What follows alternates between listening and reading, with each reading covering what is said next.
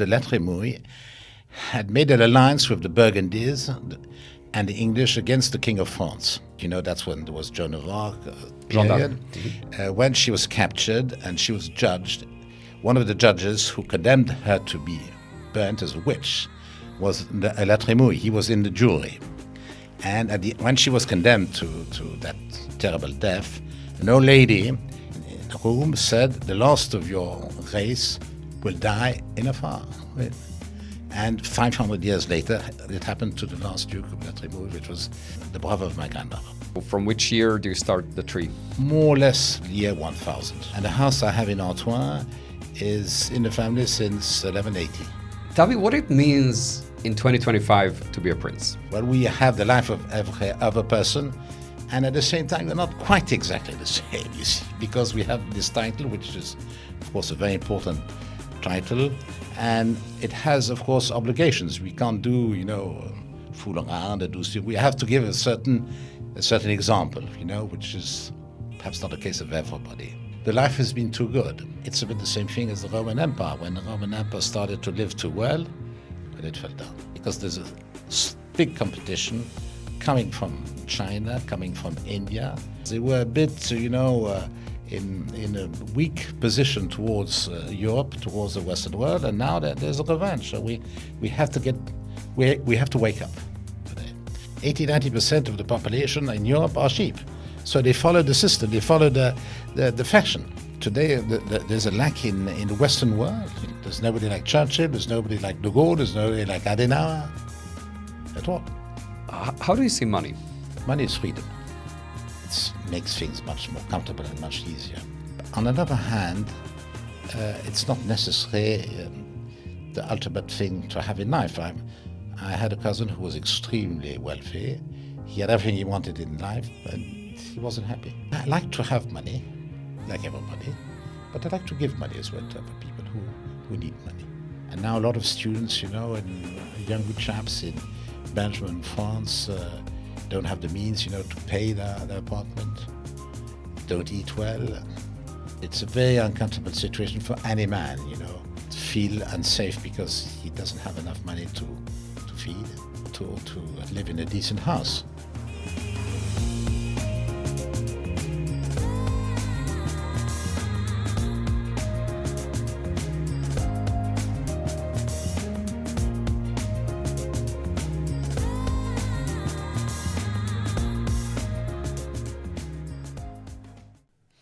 Hi, and welcome to the next edition of the Beyond the Bubble podcast.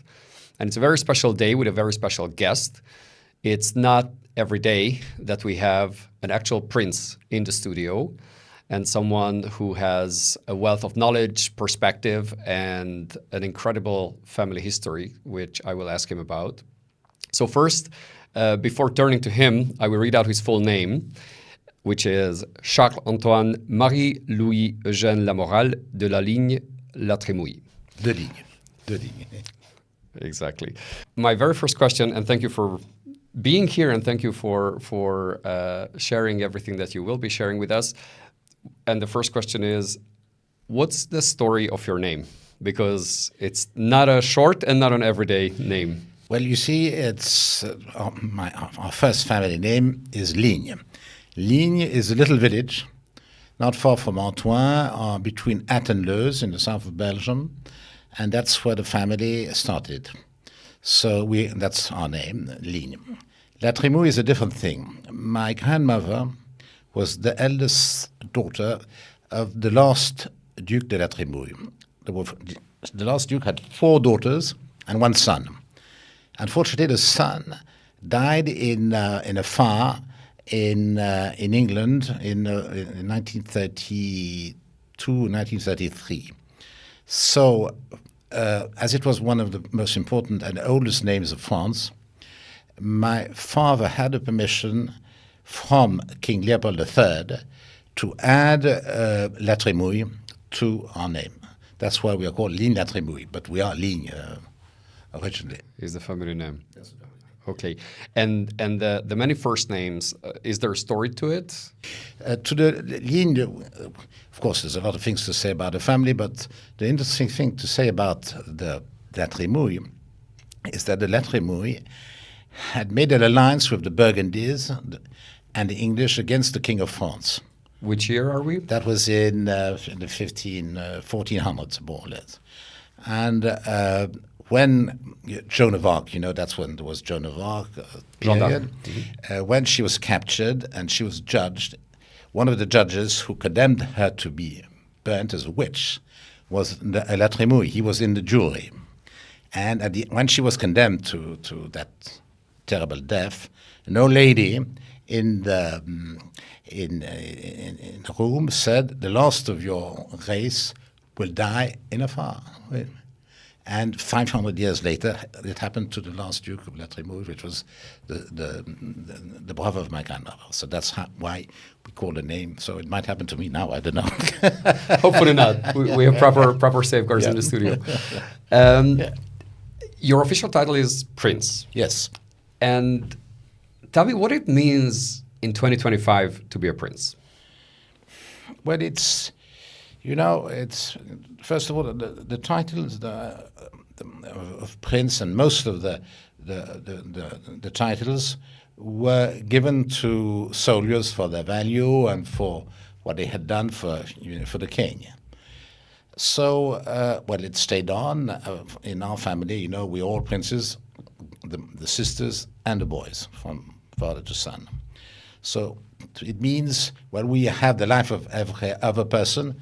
And at the same time, we're not quite exactly the same, you see, because we have this title, which is, of course, a very important title, and it has, of course, obligations. We can't do, fool around and do. We have to give a certain example, which is perhaps not the case of everybody, and that's why there's the famous book of Nancy Mitford that was called Noblesse, Oblige. So we had obligations. So the obligation is to try and give the example. We don't always do it. We don't always succeed. But the word noblesse oblige exists since a very long time, since the Middle Ages. So if we had certain advantages, we had as well certain things that we had to do. So I wanted to ask you about your family history, because you are deeply connected to Belgium, deeply connected to France. Absolutely. And the colors I note on your tie have a certain message to it. Yeah. So please share that with us. Yeah. Well, the coat of arms is red and white, and actually it was it was painted on the shield of the officer, like that they could recognize. So the more simple the coat of arms is, the older the family is. We were always soldiers. Our titles were won on the battlefield.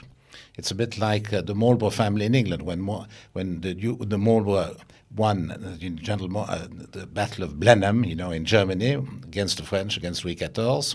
Well, the Queen of England gave him the title of Duke of Marlborough. So it's the same thing for us, when it was it was a way to thank the people, for the services they had done to the country, as a soldier. And the family dates back to which year? So from which year do you start the tree? More or less the year 1000. More or less 1000. Yeah. And the house I have in Antoine is in the family since 1180. And it belonged to a family called Antoine, and the family disappeared with a lady who married a Melun. Melun was an important French family. And Ligne married a girl coming from the Melun family. So it was passed twice by the woman, but it stayed in the blood family, in the blood straight, since 1180. Yeah. So, how far do the branches go? In which countries are relatives or family members are present? Well, actually, on the Ligne side, we're all here in Belgium. My father had two cousins. There were three. In my generation, we were 3 or 4 as well. So we all stayed based in Belgium. My family, my side of the family was very connected with France, because my mother was actually half French, half Spanish, even 3/4 Spanish. So we are related a lot with Spain as well. And my grandmother was French, and my great-grandmother. So we were on both sides of the border, if we can call that a border, because that's the good thing about Europe today. There's no more borders left, yeah. And it makes me think that, so you spent quite a lot of time in the US, you studied in the UK, and just still sticking with the topic of being a noble family, a royal family. Can I say that? No, it's not. No. Okay, we are so not royal. let's We are just distinguish noble. that. Yeah. Especially, well, for my own curiosity, Yeah. but for American viewers or those who are Yeah. outside of the continent, it might be strange concepts that they might know from from culture, but not necessarily firsthand. Yes, it can be a bit difficult to understand because in England there's no princes. The only princes are the royal family. But the prince, the title of a prince, is not necessarily related to the kingdom. Yeah, Okay, that's how it is. Yeah. please elaborate because Well, it was a title given by the emperor of Austria-Hungary. You know, the Holy Roman Empire. It's the Holy Roman Empire, and as somebody said, it was neither holy, no Roman, no empire. But it was like that. Yeah. and so it dates back to The title of prince The dates title. back to more or less the 16th century. Yeah. And when it comes to explaining what it means today, to have that sort of family structure, that sort of roots, because someone who's coming again, whether it's U.S. or just outside of Europe, it might be a strange or alien concept to say what is your role or place in society with that background. Well, you know, it's everybody. A lot of people have titles. A professor, you know, in university is a title. A doctor is a title. A lawyer, you know, is a title. The president of a company is a title. So the difference is that we come from a noble family, an aristocratic family, and so we have certain good. We should normally behave correctly and be an example. And that's where this expression of noblesse oblige, which dates from the Middle Ages, we have obligations and we should give a good example, which is not always the case, unfortunately. What can you tell me more about the obligations? So what would that be, a way of comporting yourself, or does it go beyond that? No, it's to behave. One should behave well and be an example for the other people. Yeah. But otherwise, there's no difference between a prince and somebody who doesn't have a title. On the contrary, yeah. Right. And in that regard, Yeah. what do you spend your days with? You're a businessman, so that gives you a lot of opportunities to showcase those ideas and values that you just mentioned. Yes, I'm a businessman. I've developed this, this eco park. We will talk perhaps a bit later. But we were landowners. So we had land, agricultural land, and forests. So, and it stayed till quite late, this kind of, because in France, as we were, and Belgium, it was a bit the same thing. There was a big movement against the King of France underneath Louis XIV called La Fronde. Part of the aristocracy, of the high aristocracy, found that the king was becoming a bit too big for his shoes. So they made a kind of a revolution, but... Kind of a revolution? A kind of revolution. A revolution against the king, because he was young then, and who was getting too powerful. And so he made a decree that the families, the aristocratic families, could not do business or could not be industrial. So we could only be either soldiers or landowners. It was to bring down the power of the families. That was the idea.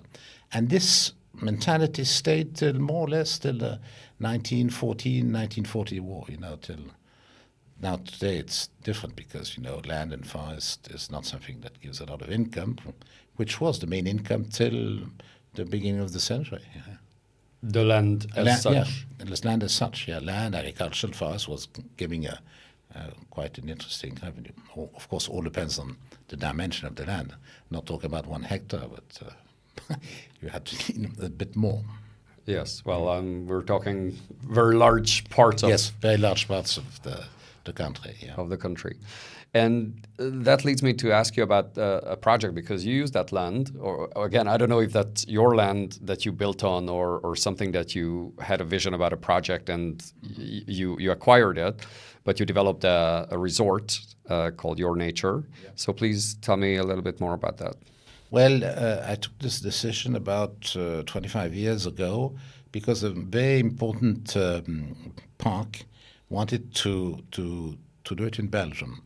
And they came to see me, but I didn't have the dimension. They wanted 2,000 hectares, and to find 2,000 hectares in Belgium was impossible, because you're immediately, in a village or in a church or in a graveyard or whatever, or on a road.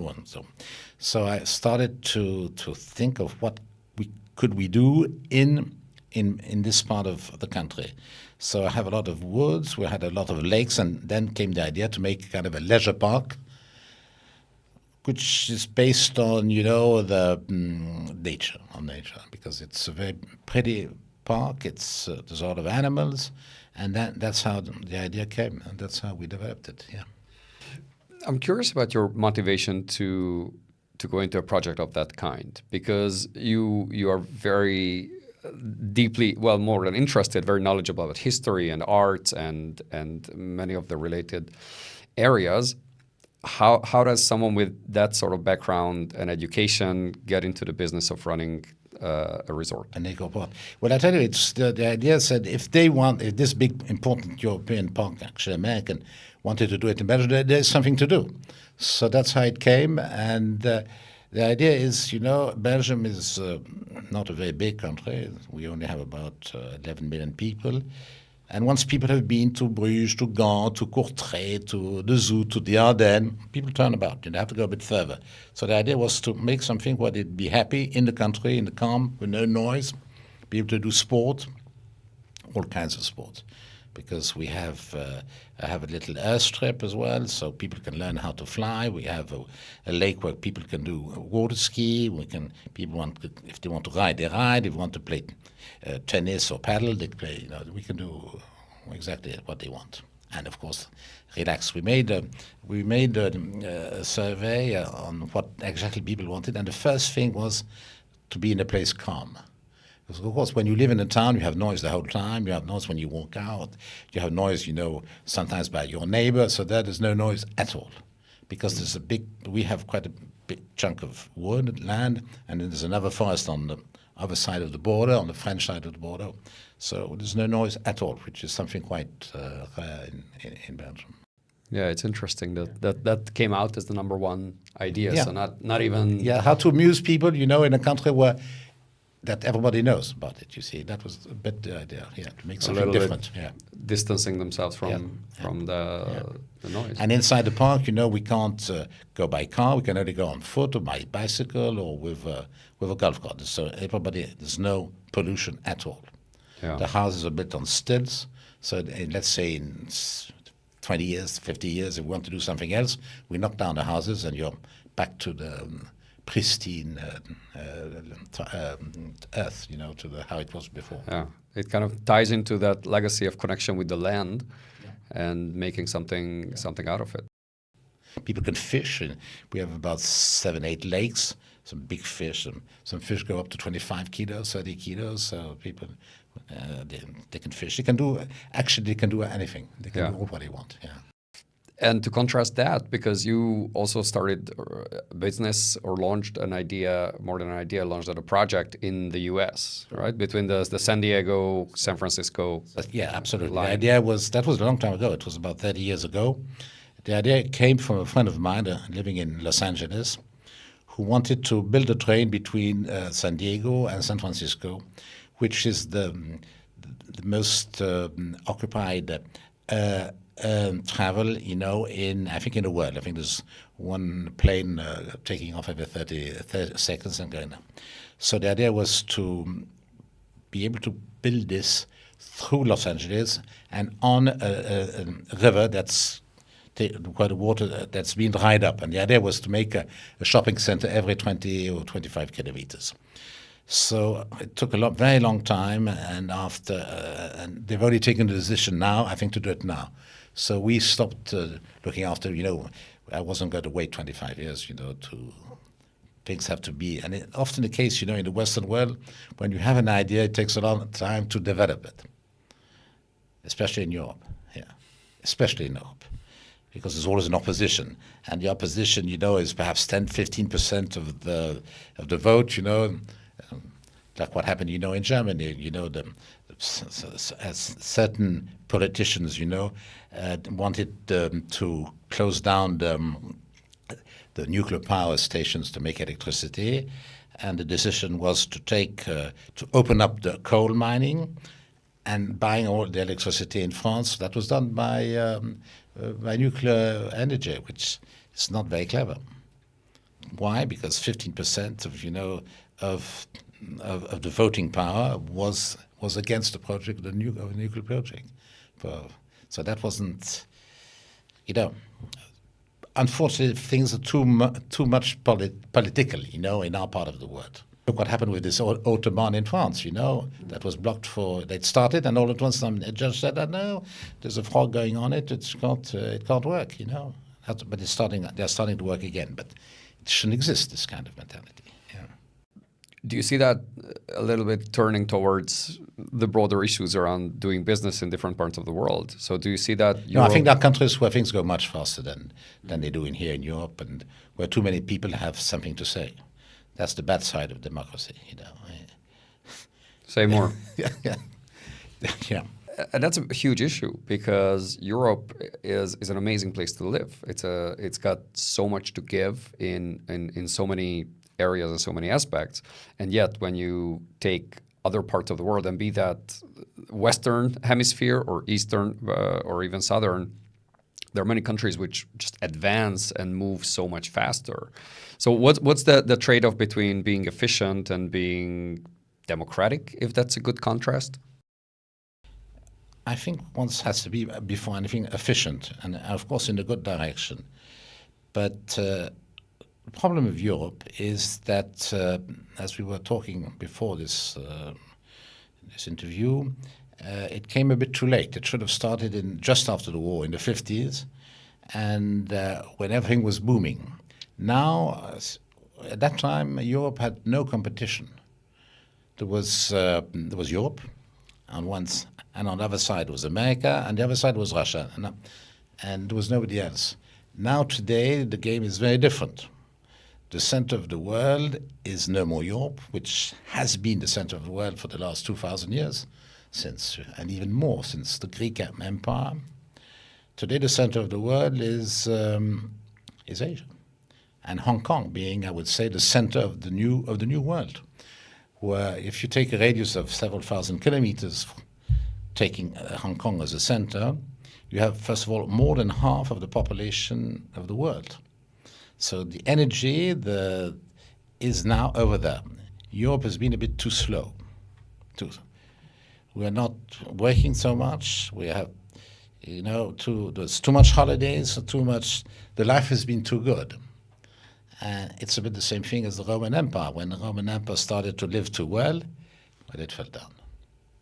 And that's perhaps the problem of Europe. If we don't change now, we don't because there's a big competition coming from China, coming from India, that have a kind of, revenge, because they were a bit, in a weak position towards Europe, towards the Western world, and now there's a revenge. So we have to wake up today. But what's very interesting is all the empires have disappeared. The Egyptian Empire disappeared, the Byzantine Empire disappeared, the Greek Empire, the Roman Empire, the Austrian Empire, that went from Croatia to Peru, the Spanish Empire, the French Empire, the English Empire. One mustn't forget that the English Empire before the war was going from Canada to Australia, passing through half of Africa, from Cape to Cairo, passing through the Gulf, Pakistan, India. It was huge, and today there's nothing like that. So, if you think that there is a red thread, fil rouge, that we can pinpoint and say there seems to be a commonality or common pattern why empires weaken and ultimately fail. Well, first of all, what's quite interesting in what's happening today between India and China is India and China were the most important economies of the world till the 1820s. And that's the first case of two empires coming back to power. And that's very strange, because it's the only case among the countries we've known up till now. But what happened? The problem with Europe is we've been to war for 2,000 years non-stop. Many other countries as well. But I think Europe took too much time to recover about 2 wars. You take the First World War, 4 years of war, 4 or 5 years of reconstruction. Second World War, same thing, 4 years war, 5 years reconstruction. That makes 20 years of that we lost compared to America. And after the war, after the Second World War, there was only 2 empires. There was the Russian Empire with its army, the Red Army, and you had the American Empire. And the GNP of America, I think after the war, was something like between 48 and 52% of the GNP of the world. Europe was non-existent. England had won the war and lost the peace.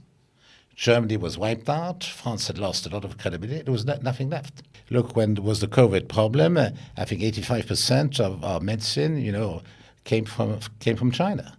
We are too dependent on countries where the price of labor is much lower than ours, and that is a big problem. We shouldn't have imported things that were worth 1/10 or 1/15 for what is produced in our country. And that's what's happening now. Our industry is having a very difficult time today. Do you think that's attributable to a certain naivety from Europe to say, globalization... No, it's greed. It's greed. Greed. Of course, greed.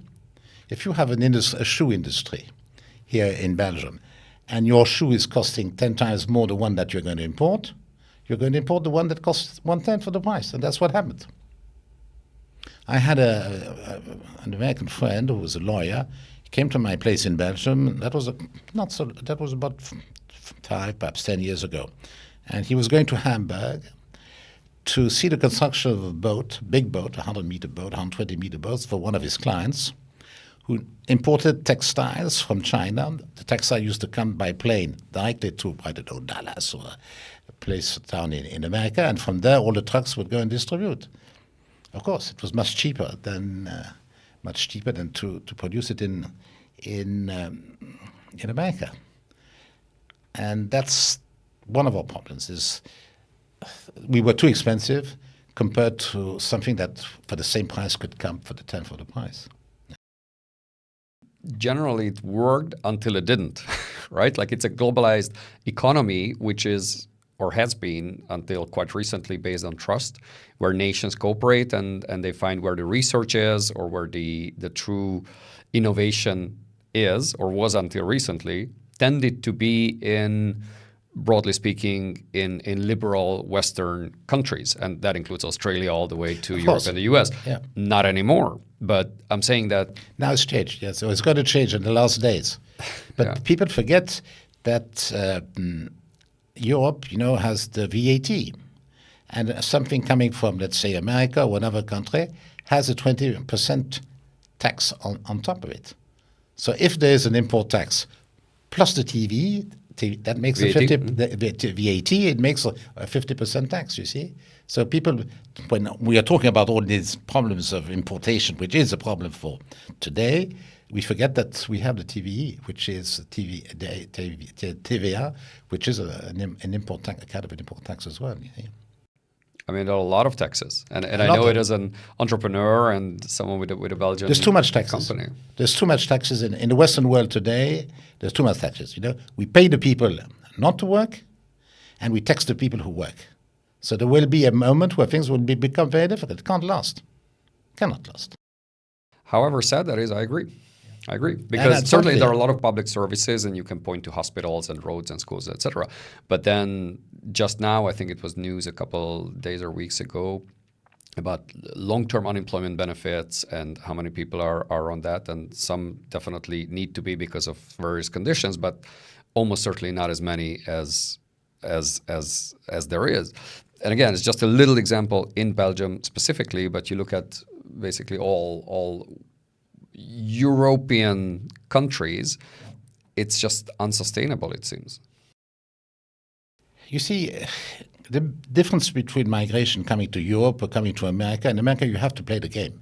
If you don't play the game, you're nothing. Here you come and and you're going to be looked after. And people don't come to become Belgian or Spanish or Dutch or English. They come for all the social advantages our country have. And that's where it's very hard what I'm saying, but it's the reality. It is the reality. So what's the right direction in your view? The right direction is, if you come to our country, you have to play the game, and you have to work. If you don't work, well, you go back.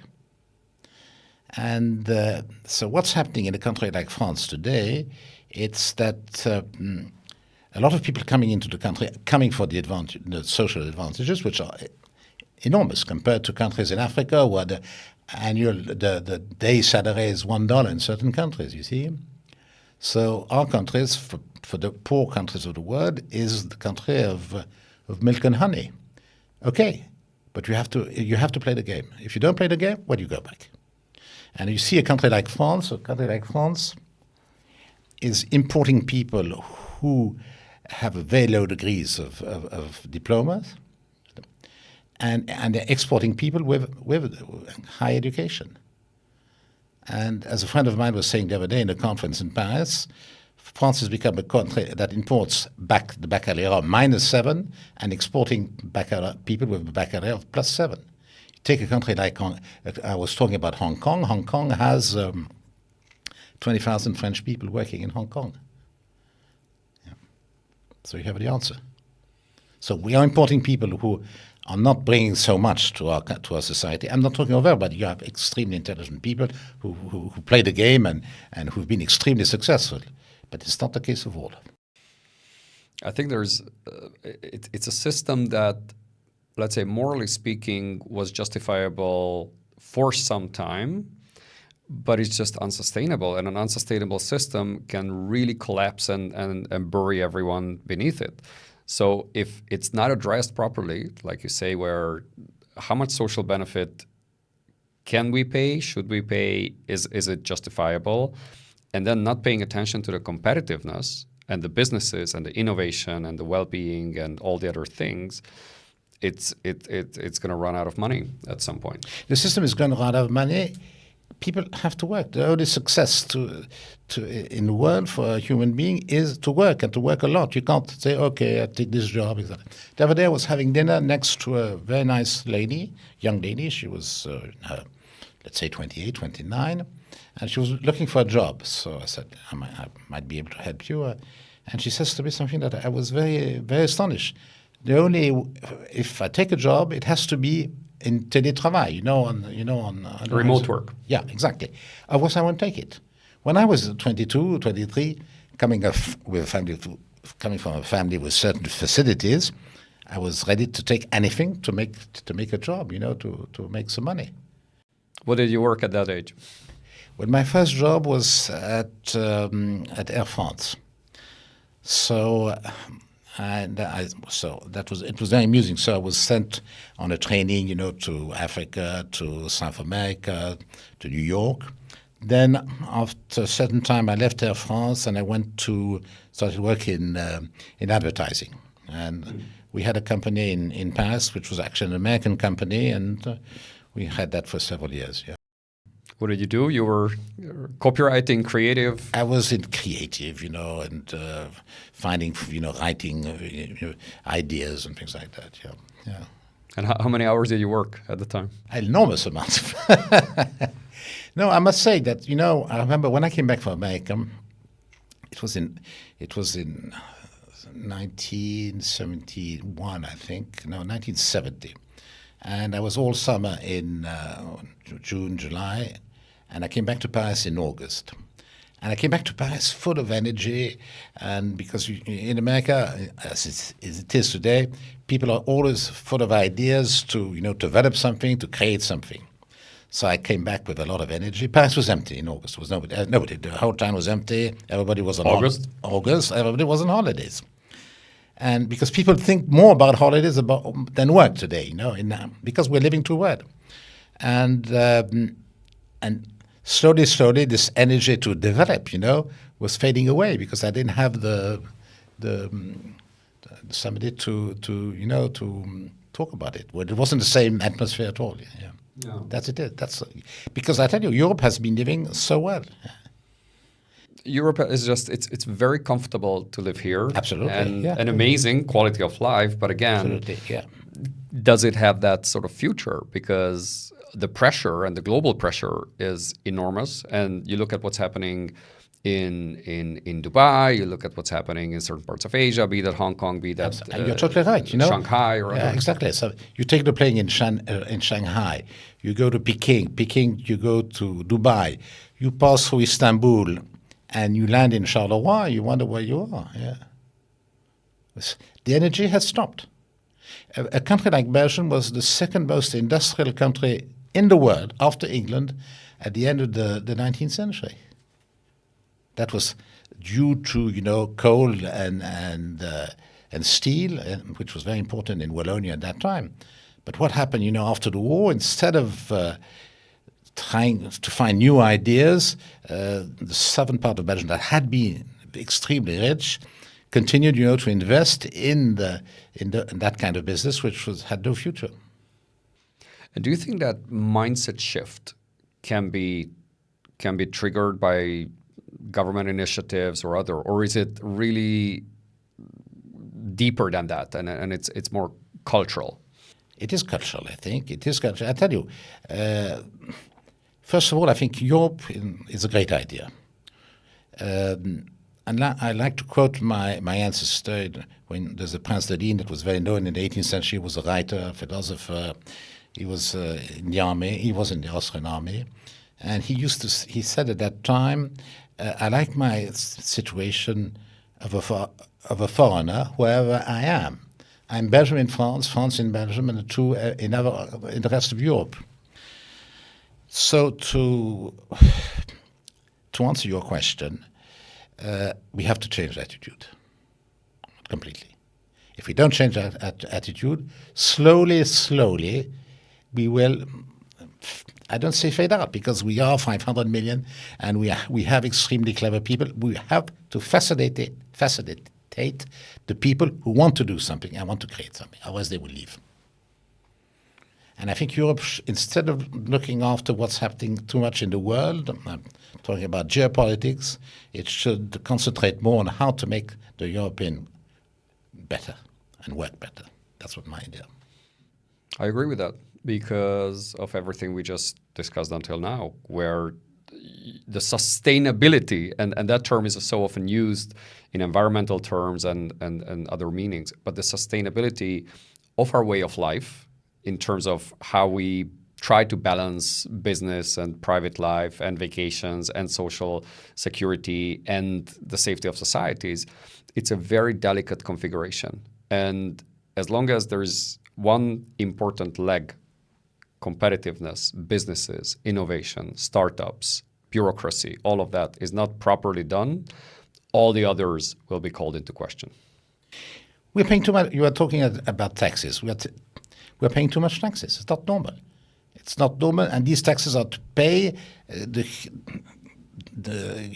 people who don't work, the people our social security, which is fantastic. But at one moment, it's going to explode. We cannot continue paying this amount of money. Imagine somebody who's been paying 45, 50%, 52% of income tax a year. When he dies, the state is going to take 30 or 40%. Now there's a new tax that's coming up on the plus-value, so what you've worked and what you've put in the bank, you're going to make 10% profit, and they're going to take you again 10% or 20% of this profit. And that's not very stimulating, you see. It's not stable. And it only leads to flight in the sense that in a globalized world, creating a new company, you will think twice, if not 5 times, before you establish your innovative startup here. Exactly. I think the young generation is going to think, where is the most interesting tax ways and facilities coming from the government to start such and such things. So we have to be extremely careful and help more the entrepreneur people, because it's the entrepreneur who makes the country work. And that's where the money comes from for taxes. Let me be the devil's advocate for a second. So someone hearing this would say, well, you're coming from a background where you could say that, and there are reasons why you would say that. How would you react to that? What I say, no matter, I tell you, when I was in my 22, 23, I wanted to work. I wanted to make some money, you see. So if you know that if you don't work, and that is the case of a lot of people coming to our countries, and that you have a house, you're protected, for if you're sick, which is fantastic. It's extremely generous, but the generosity mustn't go too far. Otherwise, it doesn't work in that way on both sides. I'll ask you this question, and you answer any way you like. How do you see money? What is money for? Is that a means to an end? Is it a thing on its own? Money is freedom. If you have money and you say tomorrow I can go to New York because I want to go to New York to pass the weekend, or I want to do a day together with that's in New York, it makes things much more comfortable and much easier. On the other hand, it's not necessarily the ultimate thing to have in life. I had a cousin who was extremely wealthy. He had everything he wanted in life, and he wasn't happy. Once you're perhaps on top of the mountain, you can't go much higher. So you can only go down. What's amusing is when you're at the bottom of the mountain and you try to go on top of the mountain. But money, of course, everybody wants money. Everybody needs it. You need to have sufficient amount of money to be able to do more or less what you want to do, and that means it gives you freedom. But you have to be generous if you have money as well.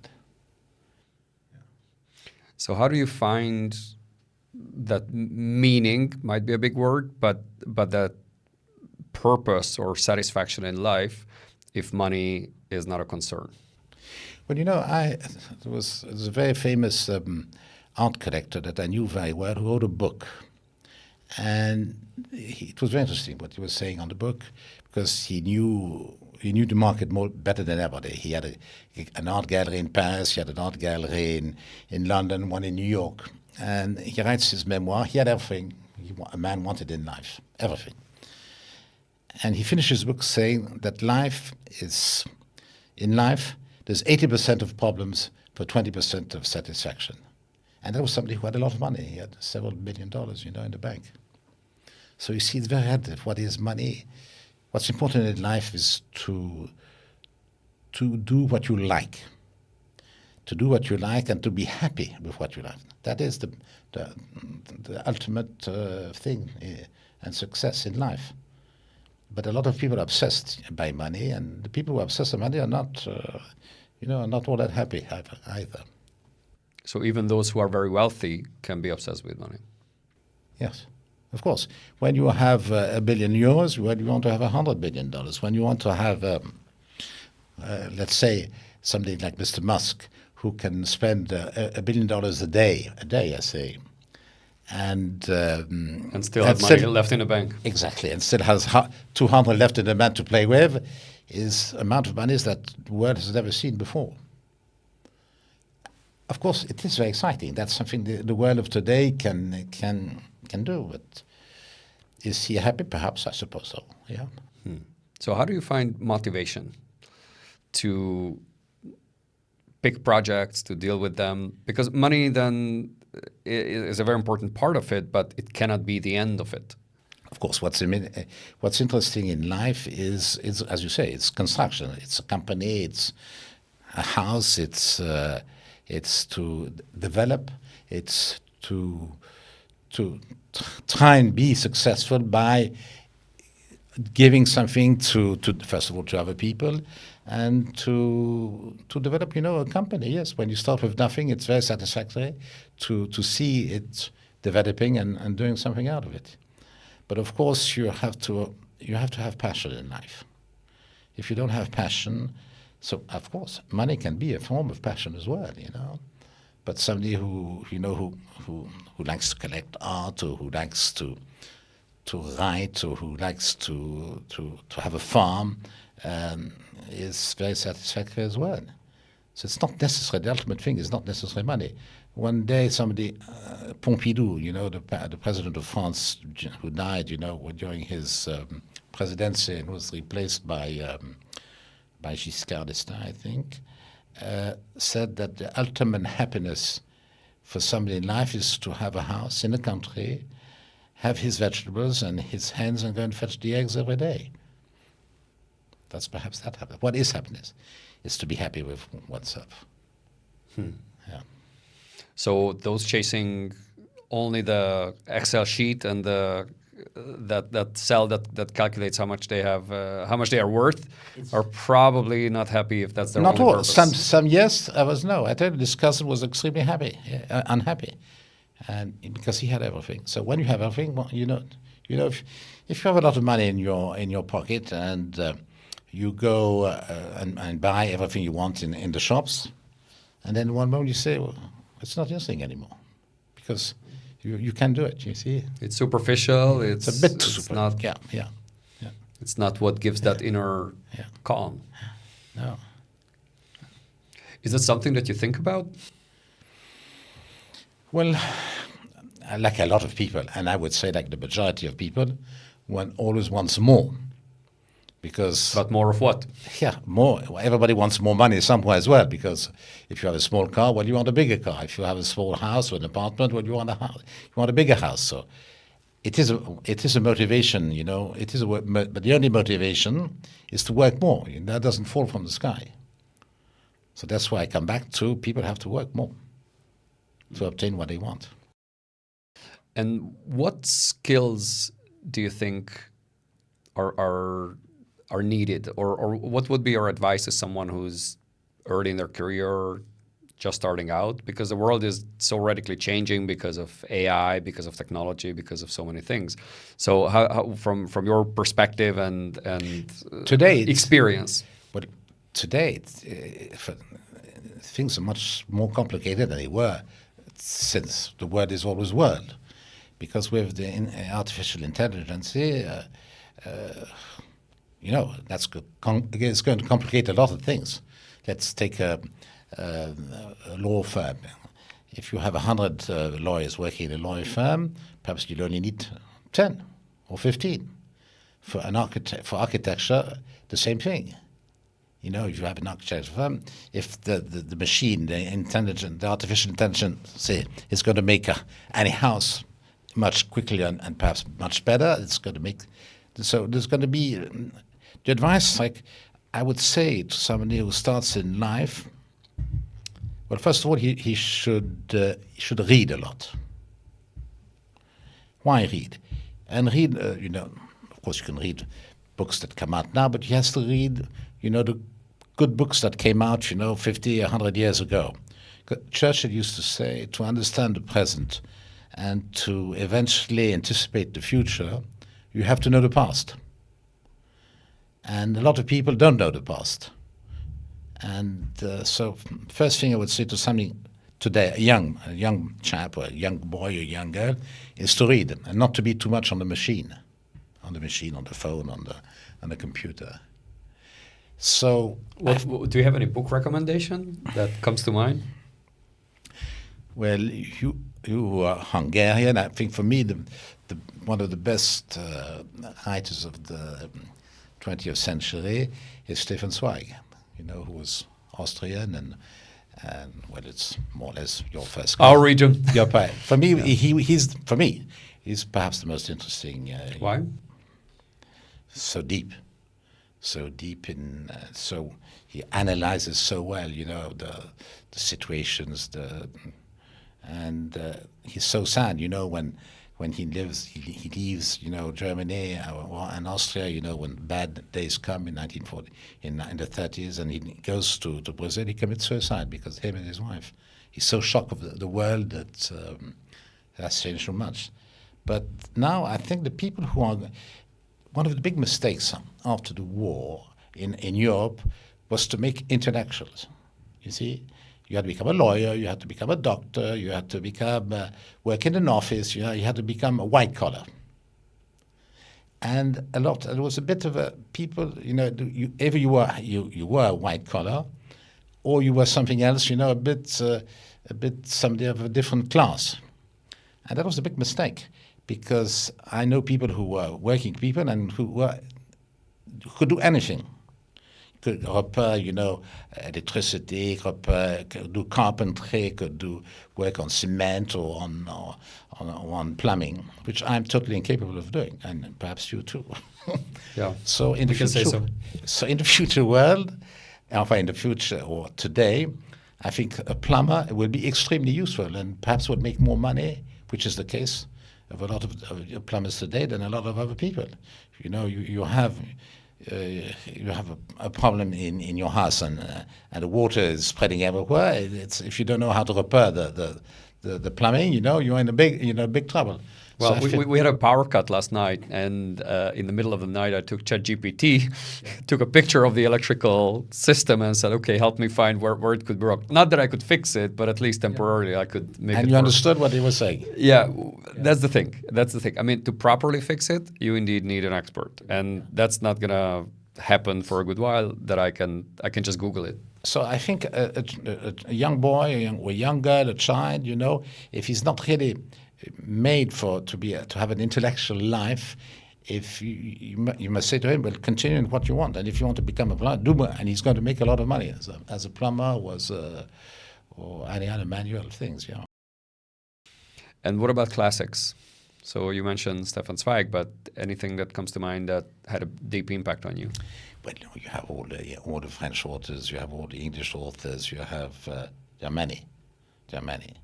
But for me, the one I prefer of the 20th century is Stefan Zweig, by far. Yeah. But you have many other. You have all the French classics. You have the Maupassant. You have, of course, Jules Verne, Alexandre Dumas. You have, you have many. Yeah. Yeah. Of course, there were more classics before than now because there was no television. You see, so people used to read much more. In our houses, we have full of libraries, full of books, because people used to read. People don't read anymore. I agree with you where reading is just so unbelievably important, where it gives you such a different way of trying to understand or understanding trends and phenomena and people and politics around you. And it's not just books, but arts, and that could be music, and that could be visual art, so paintings and other forms. True. No, I think when the advantage of living in a country and in a big town, in a big like New York or Paris or Brussels, is that you have a cultural life which you don't necessarily have, in the country places. But it's important to teach the young crowd, what art is and what art is about.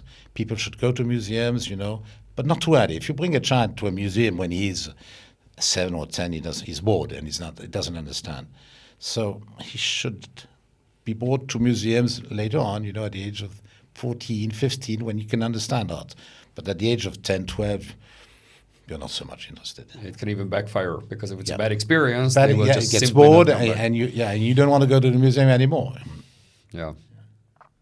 But do you see art being more than what meets the eye? So is art, does it help us understand the world better, or it's the sheer beauty and the expression where you find the value? What's interesting is the evolution of art. And there's always been artists, in the Roman days, in the Greek days, in the Egyptian days. Nothing is more interesting. If you go to the Museum of Cairo, you see the most extraordinary things, and that was 4,000-5,000 years ago. So for me, the ideal of art is the mixture of what was good 2,000 years ago, today, and yesterday. The ideal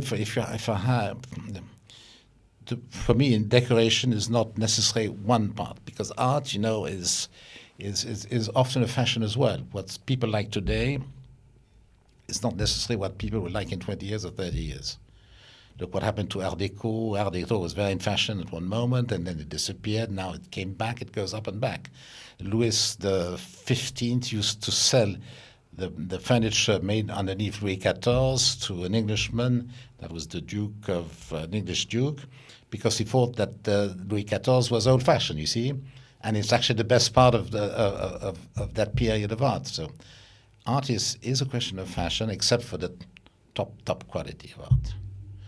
But this gentleman who was writing the book and where was told in his book says that in art, in painting, no matter who the painter is, 20% of his art is masterpiece.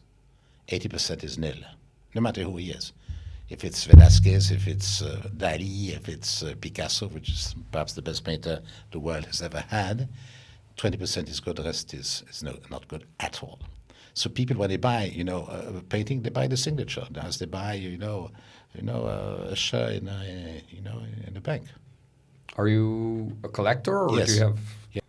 Each country, no matter how long ago, made some very extraordinary things. So, me, the ideal would be to have a Louis XIV meuble, and on top of it, let's say an Egyptian head, and on top of it, a picture of Picasso. You see the picture of the three. Yeah. You have a Picasso I had one. head. Okay. I had one, and unfortunately, it was a very, very good one. I bought it for very cheap, and it went, and I sold it to her. Yeah, unfortunately, it would be worth a lot of money today. That's how it is. And that's also the other part of art, where in terms of investment and Yeah. and Art can be an investment. the trading. Yeah, and of course, you have to buy the good thing at the right moment. Yeah, the idea is to buy the future Picasso today that's worth nothing. You see. And how do you see taste? Because Taste. yes, taste. Because I would like having money doesn't guarantee you taste. What's the role, and how does someone develop a good taste? Well, taste. There's the good taste and the bad taste. But it's taste. It's subjective. Yes, no, but I tell you, there's the good taste and the bad taste, Okay. and that's a bit due to education. If you're educated with somebody who has taste, or you learn with a teacher who has taste, well, you become better. But a lot of people don't have a good taste. True, c'est comme ça. Yeah. C'est comme ça. C'est comme ça. Let's say if I were very keen on developing good taste, but again, not just in art, but even in aesthetics or in your resort, the way you create it, the way you design it, or with the architects to say, okay, this is a good style and this is not a good style. Where is that line? That's very, very good to say, because people will, something I will find not nice or ugly, other people will find it very beautiful. So your question is difficult to answer, because what is the good taste and what is the bad taste? Well, the majority is bad taste. That's my answer. Yeah. Going back to the Pareto rule in economics, like the 80-20 rule, 80% of most things is either mediocre or it's worthless. That's what he said. He said to me, no matter who the painter is, there's 20% is masterpiece, the rest is nil, nothing. Is also Ren. And that I think is an awfully difficult thing, because even choosing a movie, a piece of clothes or fashion apparel, even in so many things in life, it's very hard to say what is quality. The problem is people are sheep. 80-90% of the population in Europe are sheep. So they follow the system, they follow the fashion. Sacha Guitry, who was, a French author, theater writer, said to be in fashion, you have to be either 15 years behind or 15 days in front of fashion. Yeah. Let's say, to the defense of that, there are a lot of the social trends, social pressure, and really sticking out and being so avant-garde or being just so outlier, which might show a certain genius or a certain special talent. It's very hard to stand up for it.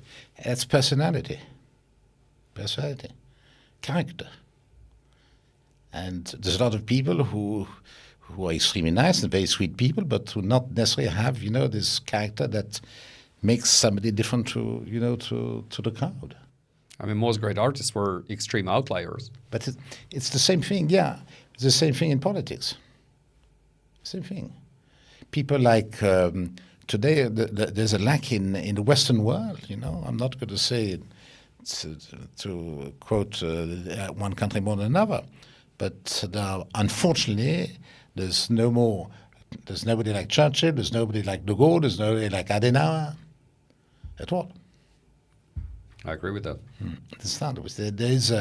And I think the main reason is that a lot of people who could have the talent to be a good politician prefer to go in the business community. I was a very good friend of the CEO of L'Oréal, and he was a very good friend of mine. It's the man who made L'Oréal 40 years ago. And the president of France then asked him to be the Minister of Economy, and he didn't want to. But to make L'Oréal what L'Oréal is, starting from a company that started by selling soaps, with in his little suitcase, means that he has a vision. And so why would he refuse it? I have a lot of ideas why, but I want to hear it from you. I think it's difficult to do well many things at the same time, first of all. So he had to continue his job, and I suppose he prefers his job as CEO of L'Oréal, yeah. Yes, but what I was curious to hear from you is what's your take? Why are politics not an attractive career path for someone who's so talented and successful? It's perhaps... I think he doesn't have time. Secondly, I don't think he wants to compromise too much his way of seeing things. And I think it's difficult to dedicate the two at the same time as well. You see, it's either one or the other. Well, suppose he steps down and then he goes into politics and becomes a minister.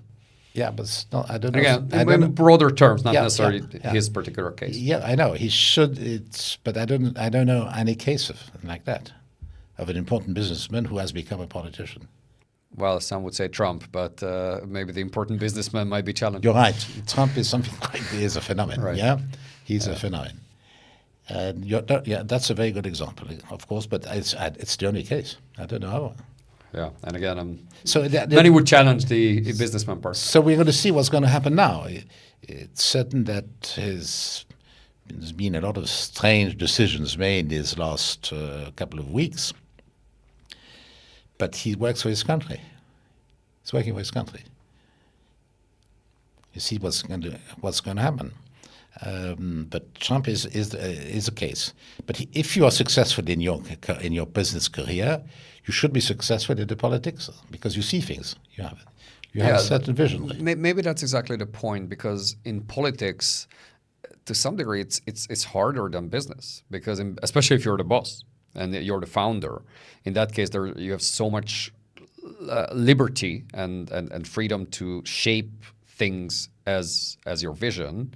Whereas in politics, it's compromises, and now it's a huge amount of social media and the media pressure. So there are enormous amount of constraints. So I totally understand why somebody who's as successful as the L'Oréal founder would not want to go into that field.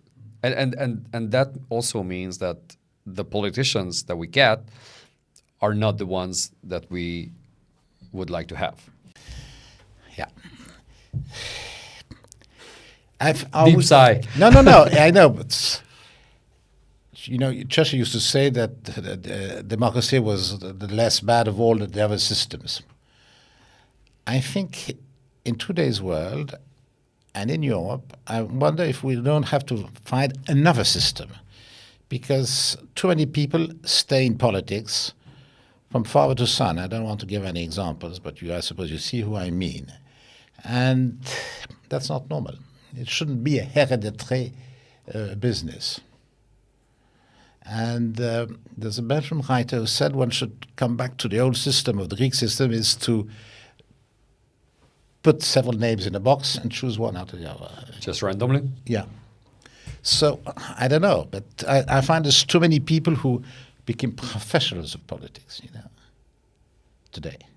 Professional as in not so much in their capabilities, but professional as in that's the only job they've ever held.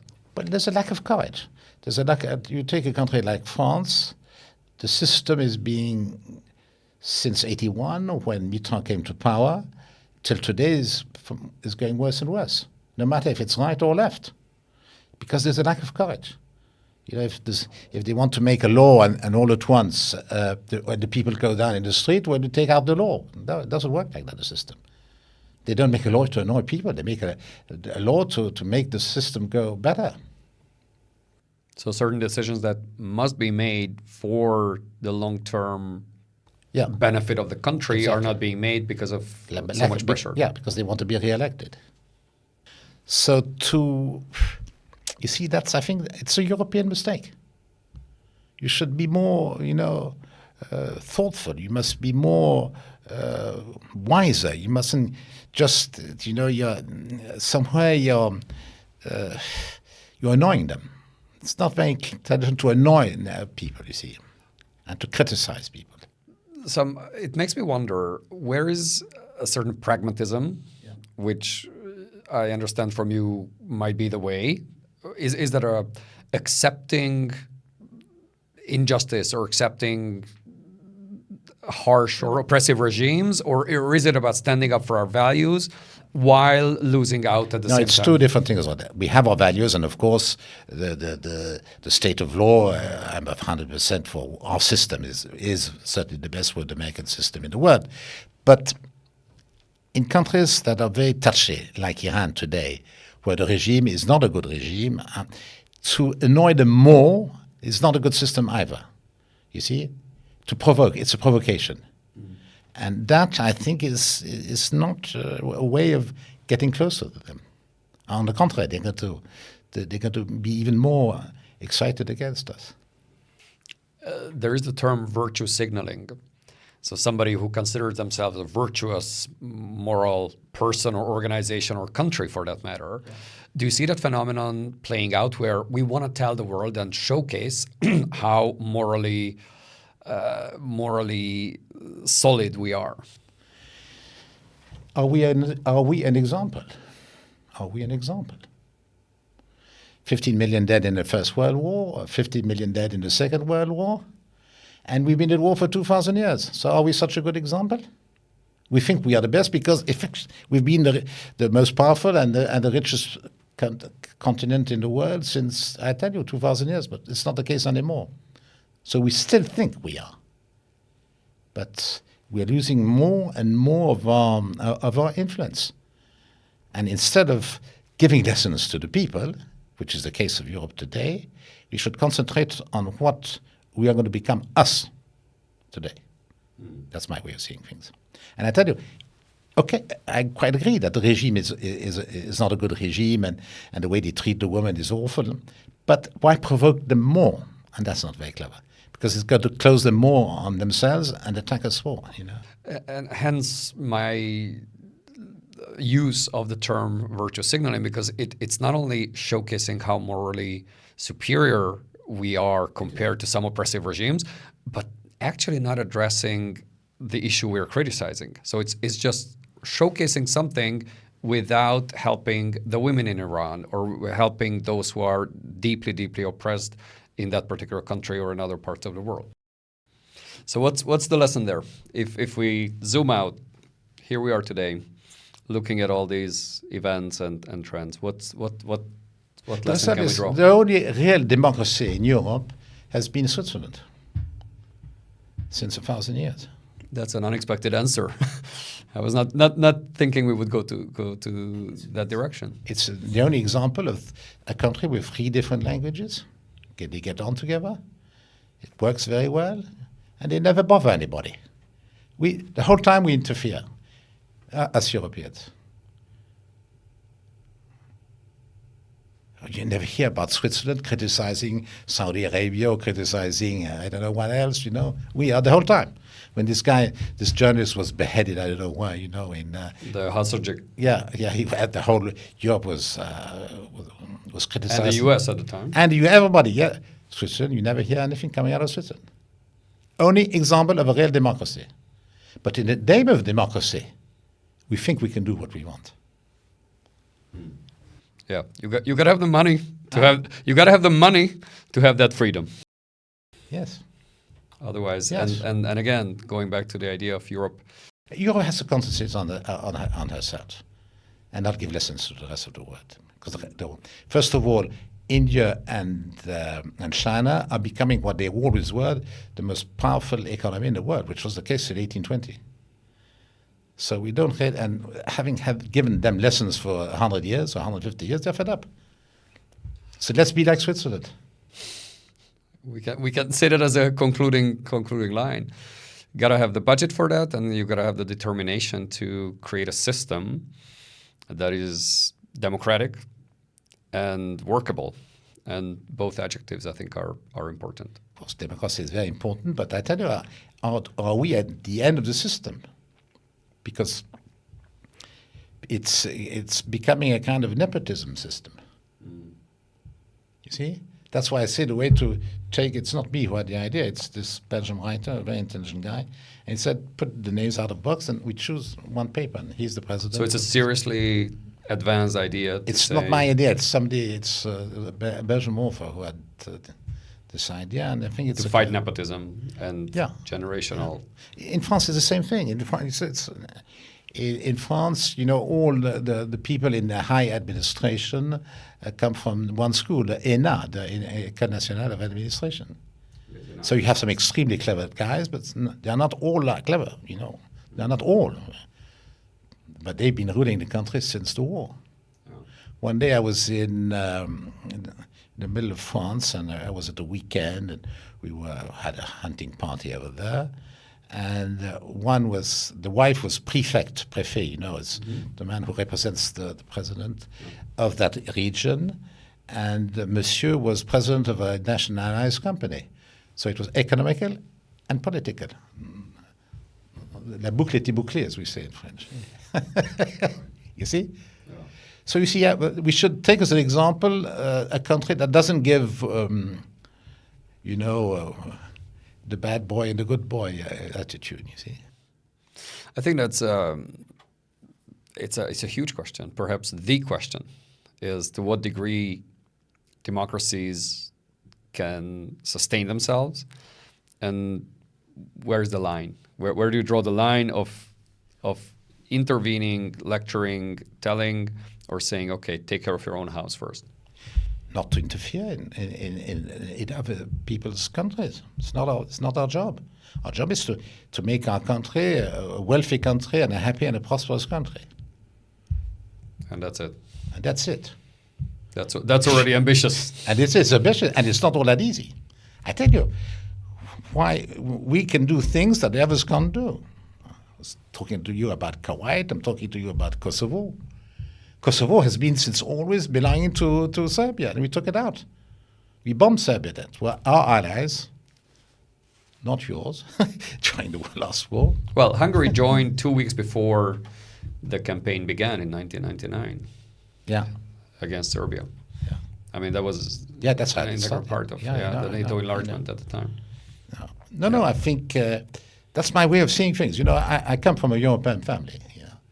I tell you, my grandmother was Spanish, my mother was French, half Spanish, my father half Belgian, half French. I went to school in England. My two sons went to school in Switzerland. One married a Chinese, one married an Italian, and I married a Russian. So I have a certain idea of the world, which is not the case of 99% of the Europeans. Mm. And you travel a lot. I travel less now. I travel a lot, yeah. I went to, been to most of the world, yeah, North America, South America, Africa, to most countries. I understand Africans very well. I like them very much. Mm. I like them very much, and it's, when Africa is having major problems today, but it will progress. Like South America, everybody thinks that the South Americans, are funny people, don't know. But you'd see there'll be a wake-up call in Latin America as well. No, it's us who I have more problems with Europe today than with other countries. I think it's us who are getting weaker and weaker. It's us. Unfortunately, I share your concerns about Europe. Yeah. You can already see lots of signs of that relative decline compared to other parts of the world, and Europe needs to put its house in order. I'm not sure it can. I very much hope it can. The future will tell. The problem is we should have imposed English as the international language of Europe to everybody. But the French wouldn't have liked it. The Germans either, you know. We'll take Esperanto.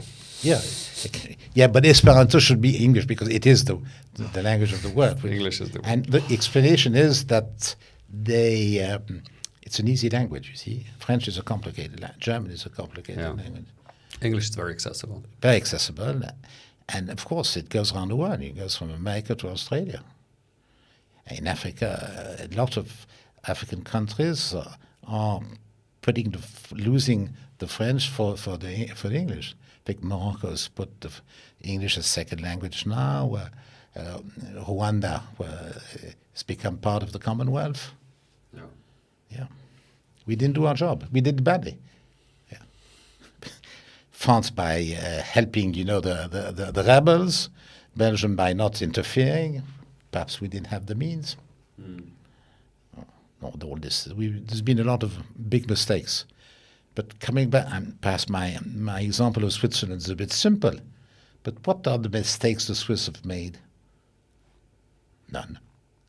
I don't see any. Yeah. But again, and the whole world, you know, started to attack Switzerland because of the Swiss secrecy. But again, America has a Swiss secrecy as well. A bank secrecy. The Delaware, you have the same rules as you had in Switzerland before. And the paradox is that Swiss bankers from that state went to Switzerland to find clients to bring them over there. So you see, this whole thing is a joke, yeah. Yeah. Well, there we are. Huh? There we are. With those words, thank you very much for sharing all of that with us. And as I mentioned at the beginning, we have this little tradition of asking you to pick a card, and I'll ask you to answer it. Can you read it out, come back please? Again, yes. In what ways are you peculiar around money? Well, I like to have money, like everybody, but I like to give money as well to other people who need money. That would be my answer. Who do you give to? Or what sort of organization or individual? People who need, people in need, people who need help. And nothing is worse than to be in a situation where you need money. And now a lot of students, you know, and younger chaps in Belgium and France don't have the means, you know, to pay their apartment, don't eat well, and that's very sad, you know. Do you do that through a foundation or ad hoc? Actually, the only foundation lately I've been doing was to a foundation I had in Tanzania, in Africa. It was to help the conservation of elephants that were being massacred, you know, and being killed by the poachers. I think there's something like 5% left of elephants compared to what they were at the beginning of the century all around Africa. And those in need, the one you mentioned? And the ones in need is people that I can help when I can help, you know. But it's a very uncomfortable situation for any man, you know, to feel unsafe because he doesn't have enough money to feed, or to live in a decent house. Coming back to France, there's 11 million poor people in France today. It's a lot for a country which is considered the 5th or 6th richest country in the world. So that means something is not going so well. I understand. Sir, yeah. Prince, thank you so much for being here. It was a pleasure. Huh? A pleasure, and thanks for the very far-reaching and wide conversation.